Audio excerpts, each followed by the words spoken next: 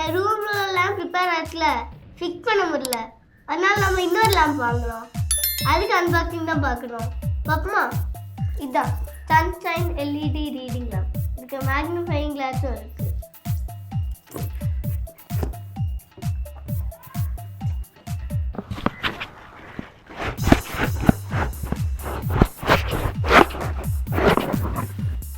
Wow, blue colour எனக்கு favourite colour. கீழே LED lights இருக்கு. இங்கே ஒரு மேக்னிஃபையிங் கிளாஸும் இருக்கு. ஓப்பன் பண்ணா என்ன மாதிரி சின்ன பிள்ளைங்க வந்து இந்த கிளாஸ் செட்டில் யூஸ் பண்ணக்கூடாது. அப்புறம் நம்ம யூஸ் பண்ணோம்னா நம்மளுக்கு ஆக்சுவல் ரீடிங் கஷ்டமாக இருக்கும்.